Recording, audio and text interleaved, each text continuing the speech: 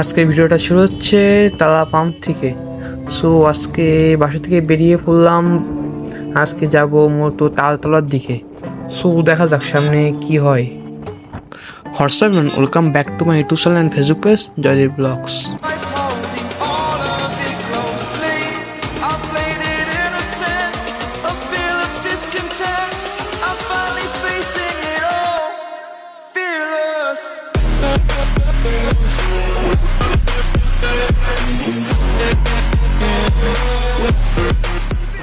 প্রায় 200 বছর ধরে বৃষ্টি হওয়ার পরে আজকে একটু ওয়েদারটা ভালো। অ্যাকচুয়ালি মাঝখানে 1-2 দিন একটু ওয়েদার ভালো ছিল, বাট আজকে ওয়েদার ভালো দেখে আগামীকালকে আমরা ঠিক করছি যে ঘুরতে যাব কোথাও একটা। আগামীকালকে আবার বৃষ্টি শুরু হয়েছে। তো যাই হোক, আজকে ওয়েদারটা মোটামুটি ভালো, এর জন্য আজকে মানে একদম হঠাৎ করে বেরিয়ে পড়লাম যে আজকে একটু ছোটো একটা ঘুরে আসা যাক। কজ এই বর্ষা বাদলের জন্য বহুদিন বাড়ি থেকে বের হওয়া পড়ে না। প্রায় বলতে গেলে 15 থেকে 20 দিন বাসায় শুধু বসে আসতে আসছি, ওয়েদার খারাপ আর খারাপ। তো আমরা অলরেডি কপিলমুনি বাজারে চলে আসছি, আর এই কপিলমুনি বাজারে ঢোকার আগে বাম সাইড থেকে এই রাস্তা দিয়ে চলে যেতে হয় তালতলায় রোডে। যাই হোক, কন্টিনিউ করা যাক।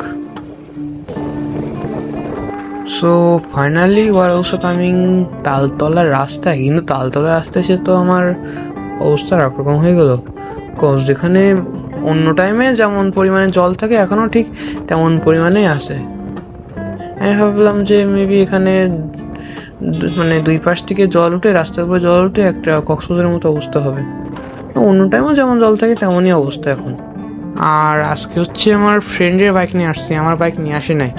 তো দেখি কি অবস্থা হয়। আর এমনিতে হচ্ছে আমার বাইকে ক্যামেরা স্ট্যাপ যেভাবে করা থাকে, আমি আজকে এটাও হচ্ছে সেম একইভাবেই করছি। এখন আজকের ভিউটা যে কেমন আসবে তো কে জানে। যাই হোক, সো এখানে যদি রাস্তার উপরে জল উঠে থাকতো তাহলে জোস লাগলো। যাই হোক, যখন উঠে নাই তখন কি করা। যাই হোক, কন্টিনিউ করা যাক।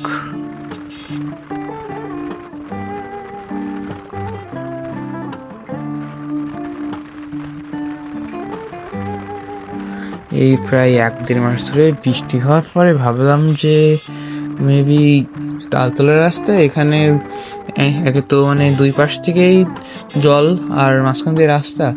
সো মনে হয় তো রাস্তার উপরে জল উঠে যাবে, একটা মিনি কক্সবাজার ফিল পাওয়া যাবে। তো তালতলা থেকে ঘুরে আসি। তো এখানে এসে দেখতেছি একদম উল্টো অবস্থা। মানে এখানে দেখে মনে হচ্ছে এখানে কোনো বৃষ্টিই হয়নি। আর অন্যান্য টাইমে যেমন জল থাকে রাস্তার দুই পাশে এখনও সেই একই। তাহলে আর কি হলো।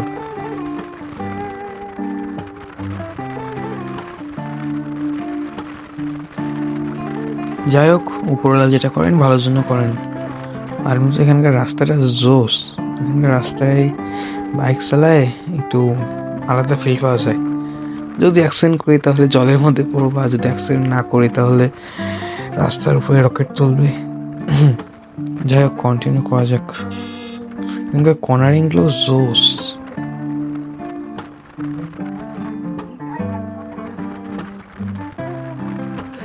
ও জোস।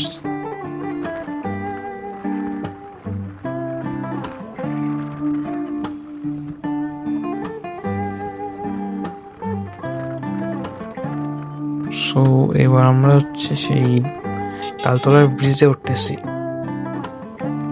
এইও এইও,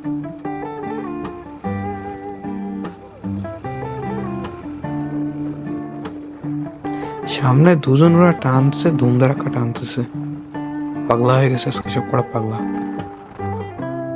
ওরা আবার সামনে দাঁড়ায় গেল কেন? এই এই এই এই বড় ভাই, এদিকে এসো, এদিকে এসো, আসুক ওরা। অ্যাকচুয়ালি আজকে ব্রিজের উপরে দাঁড়াবো না, এই ব্রিজ থেকে নেমেই সাইডে একটা সুন্দর লোকেশন আছে, ওখান থেকে ফটোশুট করলে জোশ আসে। সো চলে আসলাম সেখানে। এখানে মূলত হচ্ছে দুই পাশ থেকে নিম গাছ, আমার সঙ্গে রাস্তা, জায়গাটা জোস। আর যখন হচ্ছে জোরে জোরে বাতাস হয় সেই সময় এখানে আসলে আরো বেশি ভালো লাগবে। যাই হোক, এখান থেকে কিছু পিক তুলে নিই।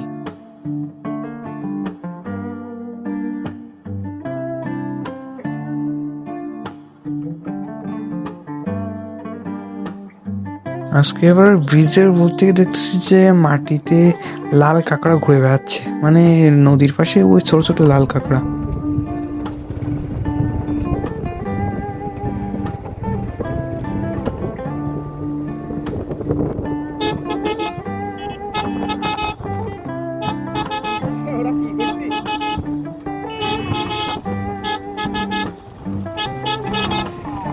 হালকার উপর ঝাপসা করে একটু মজা করলাম। সো এখানকার ভিউটা আসলে জোস। যাই হোক, আজকে আর ভিডিওটা লং না করি, আজকে ভিডিওটা এ পর্যন্ত। Tata everyone.